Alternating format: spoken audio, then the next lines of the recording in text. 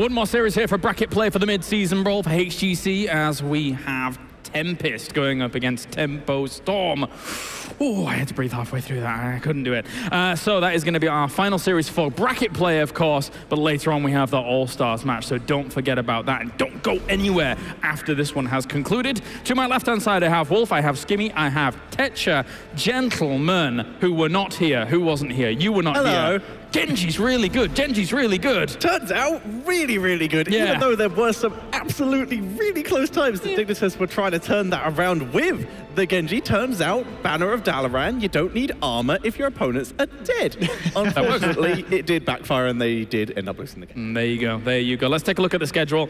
Just to get you up to speed with everything that's gone on so far, as well as what's to come, we have 2 more series today. One which is from the main tournament. The other one will be our All-Stars match, as mentioned prior, with Team West going up against Team East. And don't forget that that is going to be a bit more of a showcase than just our super serious play that we've got going on here with Tempest going up against Tempo Storm. And Tempest is a team that has shone, I mean, to be fair, so has Tempo Storm. When we watched Tempo Storm going up against Ballistics in the group stage, and initially we thought, oh, that 2-0, okay, yeah, Ballistics is on a bit of an odd start to begin with, but the tiebreaker was a really decisive factor there. I mean, it really was, and I think it's fascinating for North American fans to actually finally be able to get behind a team from their own region and go, look, we can beat Korea. Yes, we can, but it's not only in a fluke situation, but on a consistent basis. Ballistics haven't looked as strong as they have in the past, but that's nothing to take away from what Tempo Storm have been able to achieve at this tournament so far. But first, let's take a look at our South Korean representatives, as we've just had one move through the upper bracket. Of course, here we have Tempest.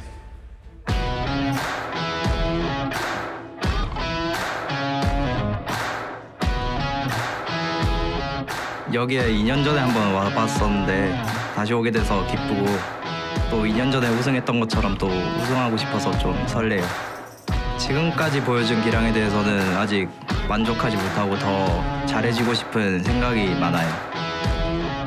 일단 본선에 올라가게 돼서 또 예선 탈락은 아니어서 한시름 났고 본선 가서도 이제 열심히 해서 우승을 노려봐야죠. Masterful performance here by 2-0ing Dignitas midway through our day number 1. And look at that hype right there. The emotions are real, Tetcha. 우선 지금 이번 시즌의 템페스트 팀은 팀 분위기가 상당히 좋아요. 팀 멤버들끼리 합도 되게 잘 맞고 그리고 저희가 각자 개성이 상당히 강한데 이게 되게 조화롭게 잘 되어가지고 이제 한 명 한 명 움직임이 상당히 좋아요. 다른 팀들보다 좀 더 능동적이라고 해야 되나? 그렇게 좋은 것 같아요. 저희는 좀 더 활발한 그런 느낌? A team that in 2016 were victorious here for the Summer Championship. 2 years to the day. And obviously, they're a team that has come in with a lot of hunger and a lot of passion. We listened to them in the group stage. We sat there just to listen to their comms when they were coming into the group stage, and they were really, really on point. They were really active in talking, is kind of some of the things that Sign was pointing out in that interview that we just had there, is just how much they communicate, how to rotate and how to team fight, and calling out targets. Their target selection is fantastic. That's why Tempest is known to be a team fighting team. They were even 2 years ago when they were running things like the Tyrael Greymane, going Wizen Duelist, Dami style. Yeah. They were able to take the title of the Summer Global Championship back then. Dami's back on the roster. This is not a Hong Kong roster. Goods joined, right? Dami's playing more range, not just the mostly flex melee that he was playing back then. But this roster, it feels like history could repeat itself. It feels like this is another moment for Tempest to shine because they never really won a title outside of the OGN tournament. They won that qualified them for that tournament back then. Yeah. And I think when you have this roster together and everyone's playing at their best, they look to be a really formidable team, and it does remind you of what we had 2 years ago. I would agree. They seem to have acclimated to the current tournament meta very, very well, but they're still very comfortable bringing out some different picks. We've seen them run a little bit more in Nubarak than some of the other teams, for example, to marvelous success so far in this tournament. Yeah, if I think of aggression, I just think of Tempest for me personally, and just actually, as you mentioned before, seeing them in the studio, I have no idea what they're saying, but the raw passion alone, that can be translated. Everybody understands that, right? And I'm just seeing them go in, get kill after kill, resurrecting heroes like Greymane, which many people did say was down and out of this meta, and especially with the return of Dami, a player for me which is very showful in what he can achieve. You have to wonder how much of that Stardust potential translates from 2 years ago and gets dropped back on this tournament here now. All right, well, of course, on the other side of this battlefield, we have our North American team. And the big question on everyone's mind is, will they be the 2018 Korean Killers? It's Tempo Storm.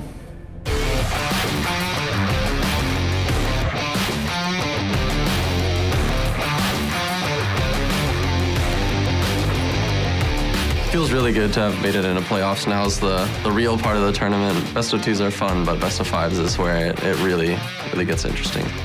I feel really good. I mean, this is the top 8 teams in the world, essentially, so it's always awesome to know that you're a part of that. We were definitely expecting to make it through. I think a lot of things would have had to go wrong. I think we would have had to be a little more sick and still sick and just also make mistakes, but yeah, it ended up going good enough. And Sam, the man who just seems to elude and dodged it every single time, is onto the core. There's Stanley. Look at him jump. They're going to get second spot in this bracket. Winning is everything. This is the first international or big international that we play as a team, as this group of 5. So this is our chance to prove ourselves, and we want to see how far we can make it and just keep pushing ourselves and make it all the way to the top. It's really, really important for everyone on the team to win Mid-Season Brawl. That's the entire reason that our team was formed. A lot of people call us an all-star team. We were, formed out of the top talent in North America, and our goal has always been to win international tournaments.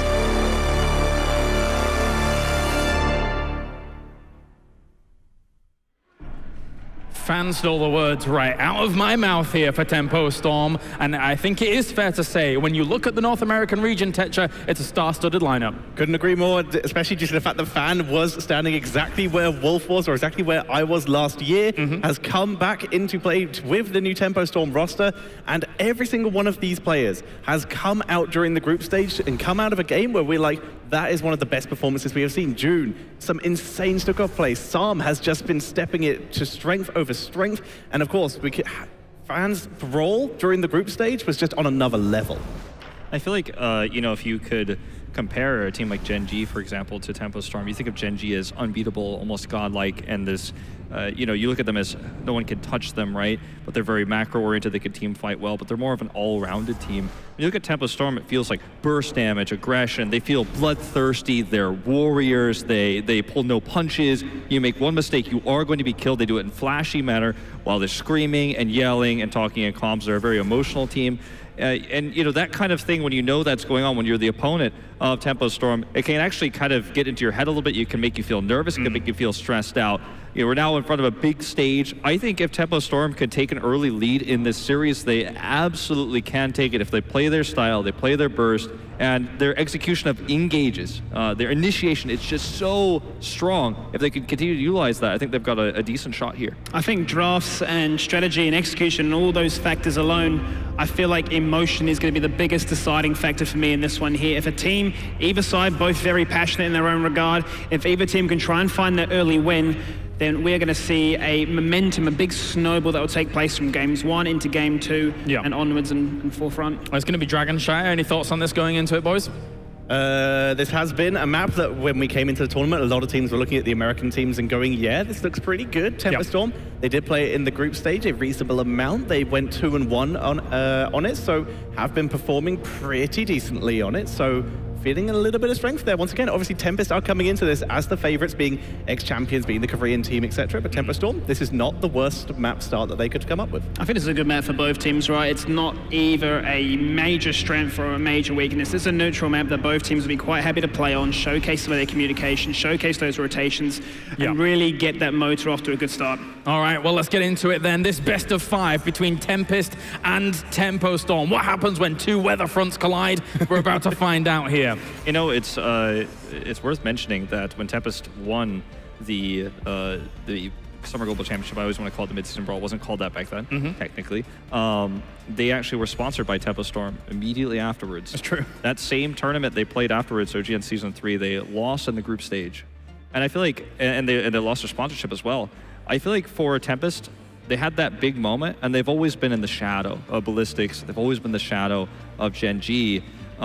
This tournament, I feel like if they could make a strong showing here, they could really make a case for even if they don't win the title, they could say that I was the Korean team that, again, like Gen G, at least looked dominant against Tempo Storm. I was able to stand up to this roster that's been so strong against Koreans thus far, and I think it could break a barrier for Tempest in terms of their mentality in and outside of international events. And that desire is very clearly there. Now, what do we think about the bans and coming into the first picks? The Uther ban is very interesting, but the fact is it is something that Tempest have been running fairly consistently. You can see it only has a 50% win rate over the tournament, but that's completely different when you look at Tempest. They have managed to come out with an 80% win rate on the hero, playing it multiple times. Yep. So a solid ban. Research, obviously, when you're going up against a team like Tempest, you have to study. Tempo Storm already showing that, and they're still picking up the top value support in Malfurion. I personally like this quite a lot, right? Because they're definitely trying to target towards Hyde, who has just showcased how fantastic he is on their support, whether that be the Uther or the Malfurion.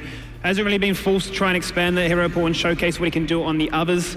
But this is going to be a very interesting game to start things off, to really showcase how proficient is he outside of those top two. Yeah, and I think you are really hitting it hard on the money as well here, Skimmy, because I think that when you see this Malfurion priority and Tempest is already grabbing onto the Genji immediately right afterwards with the Garrosh, you see the Uther ban coming in. How do you make this composition work now as Tempest? Because Tempo Storm has controlled what you've shown, what you've utilized. They've limited how much team fight potential you have with this Genji pick. So it starts to feel a little bit scary as to how you close this one out now for Tempest. In this tournament, Tempest have only played one non-Uther mouth support, and that is Stukov, and they did win with it. But once again, that's a little bit harder to really run with the Genji, who's wanting to dive deep, and Stukov can have trouble following in that kind of scenario. I think you look at Tempest right now when you're thinking, where does their ban go? Based on what we have locked in so far for Tempo Storm, my money would really have to be placed on towards a Jaina ban for the rotations, for the burst, to complement what Tempo Storm currently have locked in. And just to give some survivability to both the Garrosh and the Genji, we're going to be big focal points, especially because Hyde's hero pool is being locked down. Down goes that Jaina. Like you said, it could have been incredibly impactful in their wombo, so a very solid ban by Tempest here. You once again hit the... I was going to say hit the money on the head, but that's not the phrase. We can make up phrases, you know. I'll just hit the money on the head, Skimmy. Well, you know, if this continues to work really well, the Tempo Storm's going to have a lot of prize money they can hit people on the head with if they can take this series and continue to advance. But it's a little bit of a tougher ban here for Tempo Storm. They've already locked down the Uther. They have the Malfurion. The Stukov pick has been the go-to, right? But do you really want to continue to support Shokir? I don't think so, because Stukov is not even necessarily the pick that you want right now as Tempest. It can make it a little bit easier to deal with the Maiev in terms of Warden's Cage and the combos there, make it more difficult for Tempo Storm to follow up with damage. Yeah. But they go for the Blaze instead, which is more of a guaranteed safety net against these types of combos. Yeah, having the Blaze is one of the go-to heroes when it comes to dealing with a Warden's Cage. Reasoning is it's usually Johanna or Blaze. And the reasoning is Johanna can walk through with Iron Skin, which can open up an exit for the rest of the team. Blaze can bunker, which either means you can stay safe inside the Warden's Cage, or if you drop it on the edge, it gives people that escape route, because obviously when you're in the bunker, you cannot be touched, so you can just dance out again. Yeah, I'd have been very concerned if they had actually locked in there with the Stukov, just to sort of showcase that they are going down in a very sort of diminishing return style of support chokeout. That's not really what you want to try and focus, especially given what you have so far. You are looking for that one-shot burst combination, hence why Tempest have banned away that Jaina. You're going to try and supplement that burst with another mage potentially, or the likes of some global prowess to try and split apart Tempest here. And the Blaze will shut down a lot of what they can do. I suppose really now for Tempest it's interesting because they have gone for that very generic opening.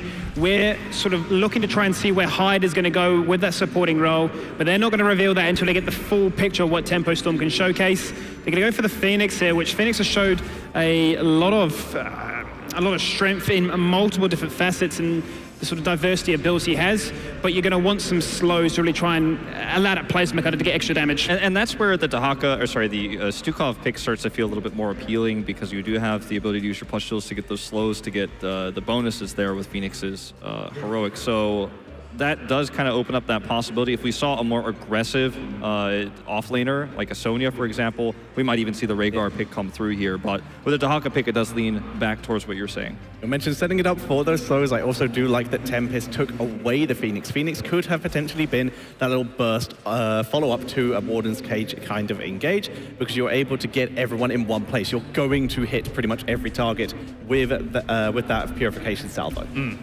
Galarong does get a Sonya. He's been very, very strong in the series so many times. His ability to try and just punch through your front line, hit towards your back line. And if he gets ganked on, there's been a few times in the series where he's just managed to dodge death in 2v1, 3v1 situations and really punish that rotation, allowing his team to find advantages in other lanes. Hanzo coming in as the final pick here, a very late pick on that Hanzo, but that is going to give them a very reliable engagement tool to start things off, or to follow things up, I should say, with the Blessed Shield, with that Malfurion route, the Twilight Dream as well, and that Warden's Cage. So there's a massive wombo combo that Tempo Storm has set things up with, and the Karazim to finalize what Tempest have.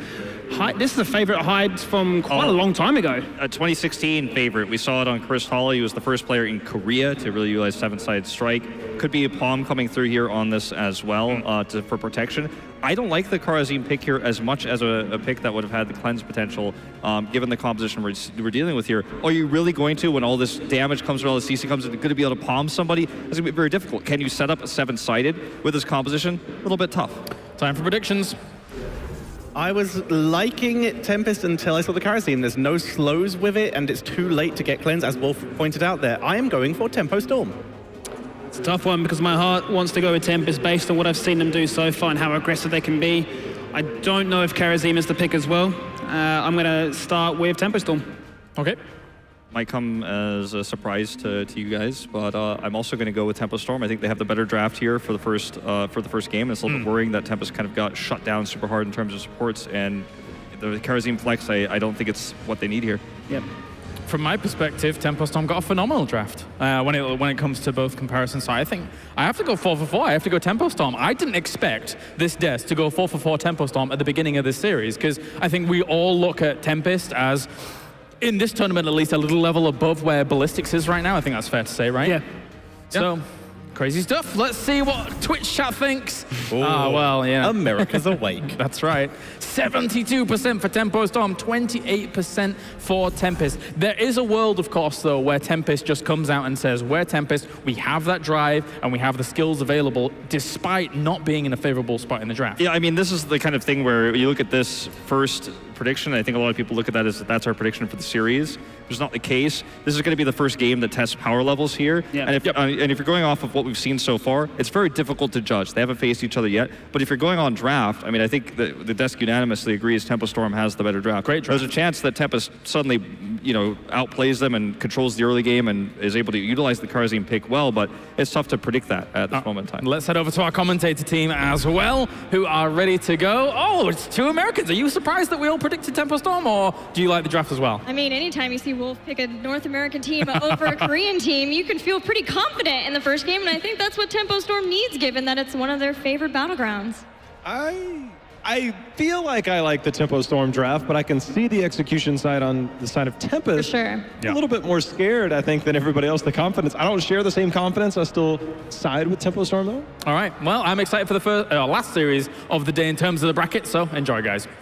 Thank you very much. Now, when we talk about both of these teams, Tempo Storm and Tempest, there is a lot of similarities between them, how they play, sometimes some of their weaknesses, but especially the idea of expectations. Both of them having a lot of expectations on them at LAN events and never really being able to live up to them. So let's see who does it here in the blue. This is a Korean representative in this match in the 2016 Summer Global Champions at DreamHack Sweden. It's Tempest with Sign playing Garrosh, Dami playing Genji, Lockdown on Phoenix, Good on Dahaka, and Hyde playing Karazim. On the right side in red is going to be that of Tempo Storm, North America's last hope here, as it will be June on Malfurion, Psalm on Maev, Caterpillar on Johanna, Glaurung on Sonya, and Fan on Hanzo. Tempo Storm able to defeat Ballistics not once but twice at the beginning and the end of the group stage. Set the stage for them to be potentially the Korean killers like Team Dignitas of last year's Mid-Season Brawl, and to take out Tempest here would be so huge for them, a North American team making it all the way to the winners finals, but they would have to keep going versus Genji. Let's see if they can start with a win over Tempest. You can already see as we took a look at Genji in the top lane, he was just kind of sniping that well, trying to take away control. We know that Daka has that self-heal through his essence. Sonya can obviously heal up through Whirlwind, but having that to go back to tap, I mean, that is a major disadvantage right out of the gate as we see the toss in there on Johanna. Going to use that Iron Skin to walk away. Fan under assault here, Gilly. As natural, uses it over to get away. Now Tempo Storm, they would love to be able to turn this. Vault of the Wardens stops the Groundbreaker from stunning out Psalm. And a lot of those rotations at the top lane are going to be happening from both teams, but not being able to have that well for Tempo Storm is going to be huge. We'll see just how much of an effect that has with top lane control. Hopefully Tempo Storm, in response to that, can keep control of the mercenary camps, using that Hanzo in the bottom to make sure that they don't fall victim to both of the shrines being in control of Tempest. Right now, both teams picking up their Siege Giants, and you can see the rotation going mid. These drafts seem similar just due to the fact that Maev and Genji are the playmakers.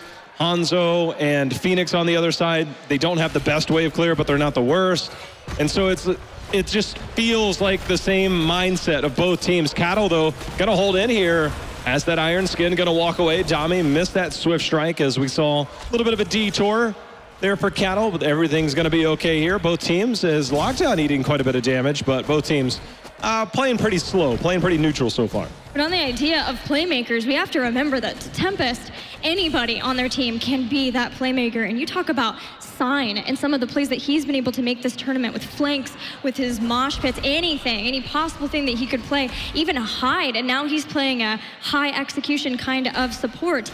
We'll see what they can get done, but Psalm is on one of his best, if not his best, his Maev. It is so fantastic. Cattle getting tossed in again. Going to see if he can make it out of here. So he's getting poked down. However, Psalm starting to get resets on his Q there. Dami taking a lot of damage. There's going to be some counter play there for Tempo Storm. So first blood going over to Tempo Storm, and a big credit towards Psalm there. Love how patient Cattle has been with his Iron Skins, baiting out, seeing if he can pull someone just a little bit too far forward from Tempest, and then Psalm getting the execution there in the end to get first blood. It won't amount to anything. That top lane control has been solidly in Tempest's favor, having the Dahaka, but Tempo Storm are looking to change that up now. Having the man advantage, they get their bruisers so that Sonya can have that assistance with the top lane. We'll see where they want to go with the rotations further from there. I think they definitely need it. Again, giving up that well control, you need every advantage you can in that top lane, and so far, Gilly, Glaurung's done an admirable job. I mean, that's not an easy task being in that top lane. Very proficient, though, on the Sonya, knows very well how to play into that Dahaka, two of his most played heroes. He's going to try and contest for the moment. Good's like, nah, not right now. Maybe in a second, but the rotations are heading up to top either way. We see Garrosh and Genji, though, which is going to be advantageous for Tempest. We'll see if they get a kill there once they show up. Sign still waiting in the wings to see if anybody will get caught. Both of these teams have had some ganks on solos, on people. Now we're going to see the first attempt for Glaurung, serious attempt. Glaurung avoids staying mounted to ensure that should that happen, he knows it's going to happen given the draft of Tempest, so he stays safe. Well, Cattle once again going into that level 7 punish talent, trying to see if he can hit 4 at a time. We saw him complete it in one of the games just this past week, and it's almost a heroic, the slow that it has. And there is a lot of potential melee that will be coming in. Genji dashing in, Kerosene there, so he'll have the potential to get that as the game goes on, and he might have an early opportunity here, but now we see Sign fighting back, hits the Groundbreaker, and now once again, Psalm getting resets on that Q. Now with Vault down, though, and potentially the Iron Skin, too, though Cattle has been holding for a long time. I think that it's really cool that Tempest have been very focused on body blocks, too, versus Caterpillar, hoping that they can get a kill later on as their damage ramps up. They might be able to change that. And you know, you and I were talking about this. You still think it's going to be Purification, Salvo? You know, I mean, at this point, I feel like Planet Cracker could come in. With the taunt? With the taunt, yeah. I mean, just you shoot it straight down. There are a lot of alleyways, so to speak, here. A lot of chokes that you can go, and then of course if you do get that taunt and get that blow up potential, and you know Malfurion obviously has that big AoE heal, potentially going Tranquility, and if Tranquility is picked up, maybe Salvo's not as appealing. We'll have to see. As it is right now, this has been a very even game number 1 between Tempest and Tempo Storm. Though Tempo Storm have gotten a little bit more done in this bottom lane, again getting their Giants. The top lane continues to be under the control of Tempest, so it's almost a requirement for Tempo Storm. Vault is gonna let Psalm blink to his spirit. We're just waiting for whatever will break this game wide open. Yeah, level 10, sometimes, you know, we'll see teams play pretty even in the early game, Gillian. Once heroics come in, the pace of the game completely changes. It's not like that on a lot of other battlegrounds, but Dragon Shower definitely has the potential to hit this type of pacing, and we are getting closer to 10. We do see the dismount there, but Dami starting the channel again. I don't know if we have the interrupt here. No, nobody rotated. Oh, just barely. Top is nabbed, seeing that Dahaka is down in the bottom, and Tempo Storm precariously stepped forward. Cattle took the brunt of that damage, the brunt of the assault. Psalm under fire from Dami. But Tempo Storm stop, and now they're going to get to heroic abilities first, given that nothing crazy happens in the next couple of seconds. Though Fan almost that level 1 talent for Lockdown, making good use out of it, getting the rotation there. Oh, the backing place was good for Fan, but this still is someone backing. That heroic abilities are online for the moment for Tempo Storm. It should cover that back from Fan. I really wonder, we've seen it, Malfurion now going into Twilight Dream, I think was waiting to see if Salvo was going to be picked up. It was. You know, Wolf alluded to the fact that sometimes we get 7-sided out of the Korean region. If you can get that toss in, this might be the opportunity. And that's it, the taunt, the 7-sided, but Vault, the last second of the Dragon Zero Sum makes it out, and a Twilight Dream keeps him alive. Right now, Glaurung spinning to win there on the inside, unable to get a whole lot of damage done there, but Psalm making the play to stay alive there. The Twilight Dream in response, not enough to lock anybody down, but a lot of heroics were used there by both teams. Still Bless Shield, Warden Cage available, as is X-Strike available there for Tempest. You know, although Tempo Storm has been staying alive, it does feel like they're constantly on the back foot versus Tempest. Taking damage in order to stop something like this from happening. Now Cattle takes damage, has to use Iron Skin just to ensure that they can get the stop. Let's see if they can turn that around now with the Warden's Cage. Sign has fallen very low. They're trying. They're looking for a fight, and they almost had it there, did Tempo Storm, getting that Warden's Cage out, but not enough follow-up just yet. They did get that camp up at the top. See, Glaurung going to start in to rotate up. Nobody at the bottom just yet, so Johanna is going to hold mid for at least the moment. Now Psalm will be able to neutralize control of this bottom shrine, start to even things up a little bit, but Gilly, with only 1 kill on the board, we're still waiting for this game to open up as Glaurung put a little bit of pressure on Adami. Well, we know how important that first Dragonite is at this stage of the game now. It's different if the first one's a couple minutes in, you know, you're looking at towers, but at this point, with both of them chipping away at towers, you can start to look at a fort, and that's where things get especially problematic, because it's trying to take back shrines when you don't have control of the lane either puts you in a really bad spot, or you're too late in the rotation because you have to clear out the minions to get there. Both of these teams treating that and each other with the utmost respect, and that's why we're seeing it go toward the mid game before we even see that first Dragonite. Well, here we go with a Tempo Storm special. You get to that mid game, it's time to double up on camps as the night camp's going to be picked up here. There is a siege camp in return by Tempest, but this bottom lane definitely about to be under assault. I think once Sonya starts to show in that top lane and this camp starts to fall, we might see Tempest look for the fight. Genji is starting to flank. Here comes Dahaka. Yes, you saw him move into the mid. Now Dahaka stalking in. Caterpillar condemns and gets the rest of the team back. Mayav already heading to the mid. Tempo Storm don't want to fight this. They've just forced a positional advantage, bringing the Dahaka down to the bottom. Sonya can now take the shrine on the top lane, and Tempo Storm pushes forward. They are being so cautious about this, J-How. Just look for Psalm on that Maiev. He's hiding in the bush, obviously not a lot near him. He's scouting for the moment, but he's been the main initiator, especially when they run this Johanna style. He tends to be the one to initiate a lot of this. Warden's Cage back up as we see Lockdown hiding in the bush, seeing if he can maybe neutralize control. Looks like Dami's going to be okay with stopping the channel here by Glaurung. We'll see if we can re-engage down at the bottom, because 13 now picked up for Tempo. It was well done by Tempo Storm. They knew that someone would have to go up to the top, which gave them time trying to look to see if there were any holes in the armor of Tempest. Who had to stop the pickup of the Dragonite? Could they get a pick there? They had Maiev as the person to do it. It just wasn't to be had. Tempest is playing this just as fluidly, which is why this game is on a knife's edge right now. But Psalm checking to see who can get in. Does he drop the cage? He binds. He gets the tether directly into that root, forcing out the 7-sided. And that dragon arrow tried to catch him as he landed, just a split second too late. And that might have equaled another kill there for Tempo Storm, but heads up play there. There's Karazim, 9 lives to go along with those 7 strikes. And if he gets transgression, he'll have 11 times strikes. Lockdown, though. Let's see if we can get the interrupt. Root's going to be there. See if he can time. I was going to say maybe he had the condemn available.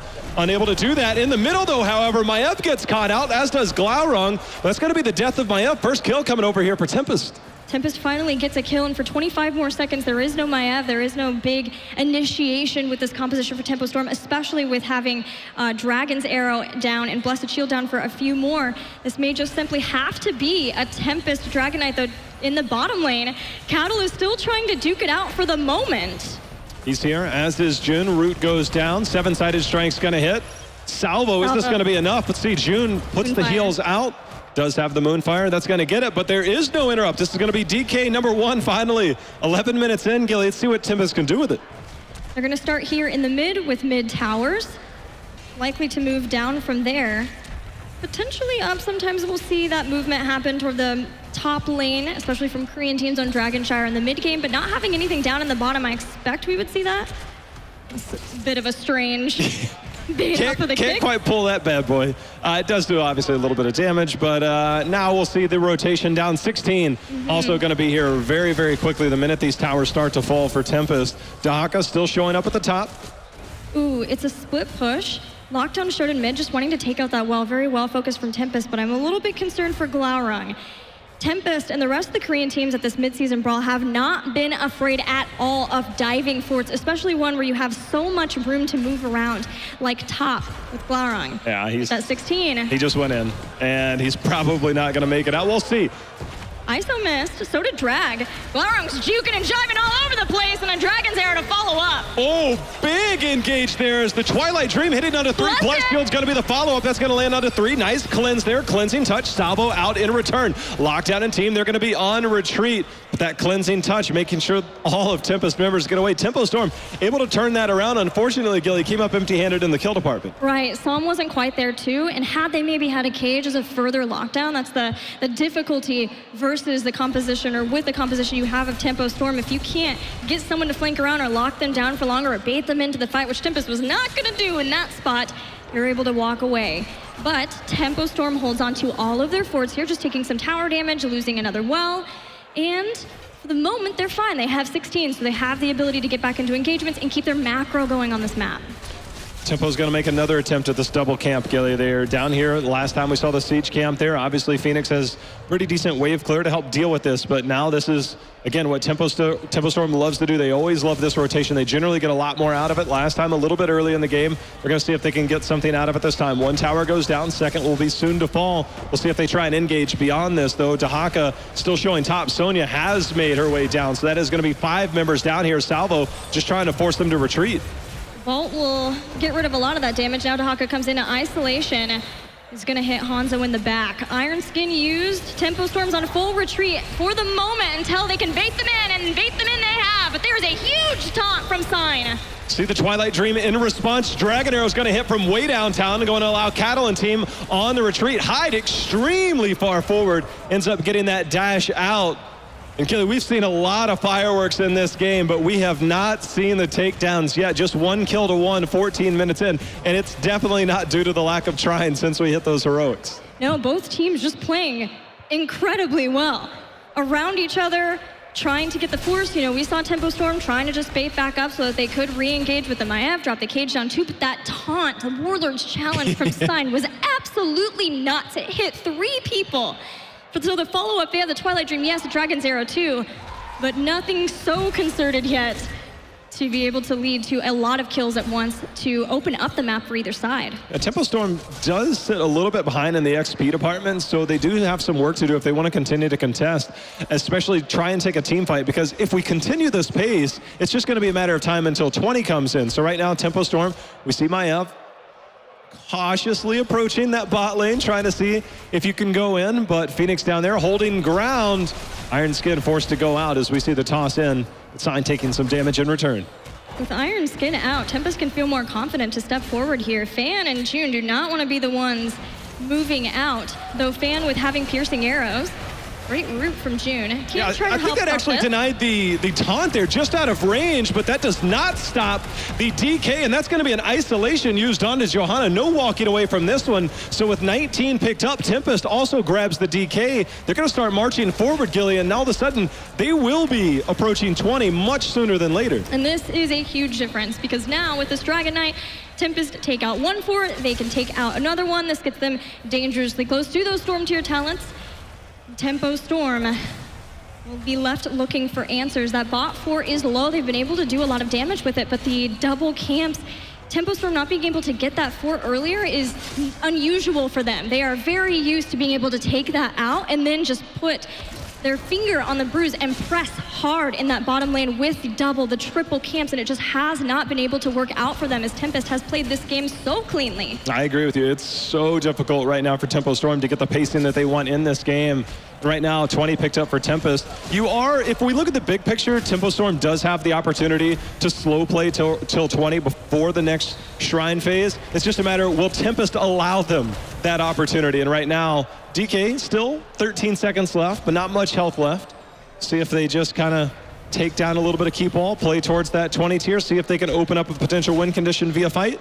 And Tempest take the game, but right now, Tempo Storm holding strong. And if we thought Tempo Storm was having trouble getting kills in team fights before, now it gets harder. Unconquered Spirit, Living Weapon for more X strikes, gives a lot of mobility and safety for the backliners, the range damage dealers of Tempest. Still waiting on what Carzine wants to pick up here, whether it's a Storm Shield, maybe Transgression, maybe Epiphany, just for more mobility too, but Titanic Might gives even more control to Sign, which has already been fantastic. And as Tempo Storm tries to group in, Contagion could just obliterate them in a team fight. But Tempo Storm, they're trying to fight back. They're trying to hang in there by clearing out all the lanes and staying safe, not allowing Tempest to wreck them in a team fight while they have this Storm tier advantage. I really wonder if Tempest might just take a page out of Tempo Storm's book right now. I mean, they are getting the siege camp on the left, but they haven't made any movements yet towards the bottom. And with 20 tier advantage, double camp, it looks like Sign's going to go ahead and start that down there, maybe actually just sniffing it out. But I feel this would be an opportunity for Tempest, but they're slow in the rotation. It looks like they're deciding on whether they want to. It looks like they're going to concede it, and they're just going to go down with the bot lane, with the siege giant camp. And now maybe changing their mind to go ahead and get that night camp. A little bit of indecision here for Tempest. That should potentially allow for a clear out of those giants from Tempo Storm, if they can recognize it in time. Not seeing anybody with it, but they want to be really cautious. See, they're checking this bush. They want to make sure there's no flanks from there. At this point, anything could end this game. There's still keeps there for Tempo Storm. They're not dealing with catapult pressure, but they are going to play it just fully safely now. As Tempest, holding off on the Bruiser camp, can look to make the rotation, knowing that they're just setting up for this next Dragon Knight phase. We have Shrines activating in 30 seconds, and these lanes are pushed hard in favor of Tempest. Yeah, right now, Tempo Storm, they have to clear this, and they know that. They've also hit 20 in the meantime, so they can start to aggress forward here, start to find a defensive position. And you can see Cattle, he's about to walk into the choke. There's going to be the toss in. Iron Skin has been used, Gilly. They want this fight. Cattle setting up, Psalm comes in. They're not going to get it. Tempest backs off. Now what, Tempo? Well, Tempest also picked up that night camp that will be pushing in the top, so that will eventually warrant a response out here from Tempo Storm, but they do have 20. See the rest of the rotation. That's Sonya in the bottom, and the slow rotation here. Remember, that is Dahaka in the top lane, so he can global down. That causes caution on the side of Tempo Storm, knowing that they can't afford to be split. They can't afford to be in these awkward positions, and you can see just that. Starting to rotate up. They're going to clear out that camp. Psalm, the one with the mobility, is the one that's on point, grabbing control. Now, Tempest, there are no more camps, Gilly. Something's got to give. Something's got to break here. Cattle in position, see if he can find an opportunity. There is one on Sign. With the throw, Sign stays fine. I liked how Good was staying in the bush, trying to stay off map to see if Tempo Storm would make the wrong rotation, show themselves in the wrong place, and then he could stalk in along with the rest of Tempest. But it hasn't happened. Again, both of these teams playing this a very clean game, knowing how important game one in this best of 5 is. You heard it from Cattle in his interview. Best of 5 is where things get interesting, but for Tempo Storm, Dragonshire is a very important map for them and has been this whole entire tournament. They don't want to lose here. Sign starting to get the channel. Should have been a reset there on the fan. Yikes. Wow, that scatter arrow, that hurt. Well, right now, Tempo Storm, they've gained control of that bottom shrine. There's also a siege camp there if they choose to try and take that, but they might also be looking towards Dahaka here on the top, seeing if they can catch Good out in rotation. Instead, they're just going to continue to play the merry-go-round. And when you're playing against the global, I don't know how I feel about just swapping. And with Johanna showing, this is going to allow Tempest to come down and steal this siege camp away from Tempo Storm. We'll see if Tempo wants to even try to deal with this, as we do see the roots go down. It's all for naught, though. Dami, though, still very far forward on that Genji. He was still keeping an eye on it. Tempest wave clear has just been so good that it's always been Tempo responding this entire game. Now taunt, purification salvo, but they're ready to fight. They dropped down the Warden's cage too. We see the Twilight Dream come out and X Strike. With a swift strike, Dami can make it out of the cage. Just so much happens in these fights with such perfect responses. We saw the X Strike go out to get out of position. You know, obviously we see the cleansing touch from Hyde there, and things have just been so difficult. Now Tempo Storm is like, look, we're just gonna go. I think the scary thing here is the salvo comes in the backside. Sign's gonna walk in on the front. Iron Skin forced to be used. That way he did not get tossed over. Cattle had to make sure he did not get tossed over into that fort. Now we're gonna see, again, the merry-go-round continues, Gilly.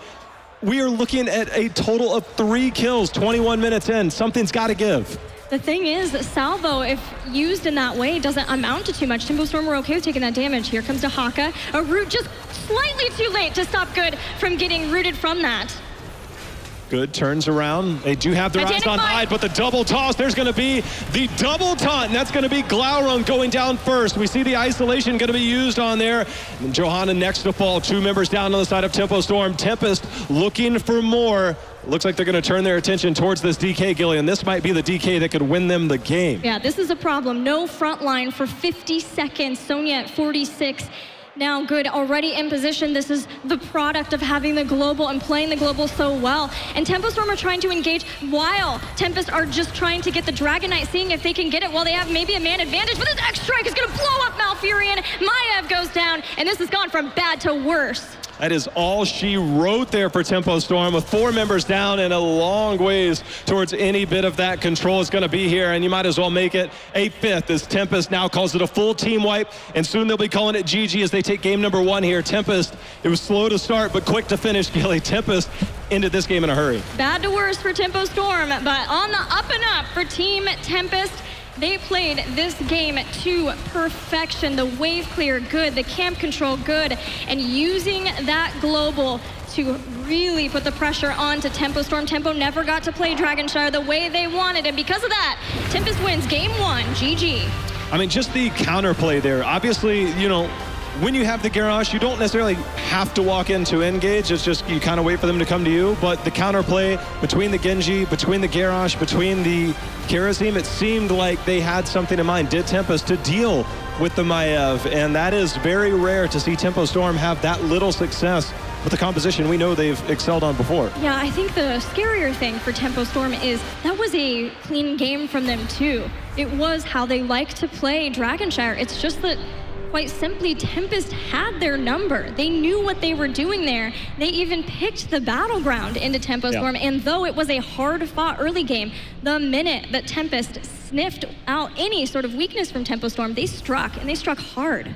A lot of it worked out well in their favor. We're going to send it back over to Kalaris and crew to tell us about game number 1. That's right. Thank you very much, guys. Really felt there like Tempest was truly winning out on the war of attrition. Whenever a fight would come to them, they'd be like, nah. And then back off for a while, and only really taking fights on their terms was very, very powerful. It was insane heroic efficiency. They would avoid all of the fight that was being thrown at them by Tempo Storm. Then they would be able to utilize their heroics to counterattack, go for another engage. So it was just simply avoiding the punches and then swinging in for counterattack. Speaking of punches, the amount of pressure we were concerned about the Kharazim, or starters didn't have cleanse. Turns out if you just don't fight before you hit level 16, you could have a pretty good time. And also the pressure that Kharazim was putting onto Hanzo was pretty helpful. I feel like our assessments in who did well in the draft were definitely founded and definitely relevant, but it doesn't matter, I guess, if you win the draft, if your opponent is always saying, we're just actually not going to fight you until you slip up. I mean, what, there was 3 kills by like 20-minute mark or something ridiculous? Like yeah, there's only 1 kill post 10 minutes. I mean, 3 kills, 21 minutes. Like, it was a tough one to call. Literally on my replay, you literally just called it. It is 3 kills exactly by 20 minutes, as you called it. So let's pause this here. In fact, can we run it back a couple seconds here? Because what we see here is, as we play it forward in slow motion, we see a very nice move in. They've tried to get Johanna, and a small taunt comes by underneath. The counter from Tempo Storm is insane. Let's pause it here. Here we have what is an absolutely insane engage by Tempo Storm. Exactly the kind of thing they're looking for, other than the fact that Dahaka and Phoenix are able to sneak out here. But they've still got Karazim, they've still got Dahaka inside. Sorry, not Dahaka, they've still got heroes inside. So let's play it forward in slow motion here. As you can see, instead, they just pop the exit. Karazim's able to get out with the dash. Right. Genji X strikes to buy himself time for the walls to be killed off, and they're easily just able to get out and disengage every single time because the damage is even being pressured or too far away to actually come to bear. Very interesting style coming out from Tempest. It's not really something that you come to think of when you think of kind of the Korean play, the Korean style. Is that fair to say? Yeah, I mean, well, I think yes and no. It depends on who you're talking about. It depends on what matchup you're talking about. But for Tempest, it's a little bit unusual, right? This is the team that is the engaging team. This is the team that looks to punish movement on the map. This is a team that looks to try to get those kills, especially in the late game to close out the map. It's very similar to what we saw Genji do in the previous series against Dignitas, where you win those late game team fights, death timers along, you win the game that way, despite having somewhat weak macro in terms of international scene.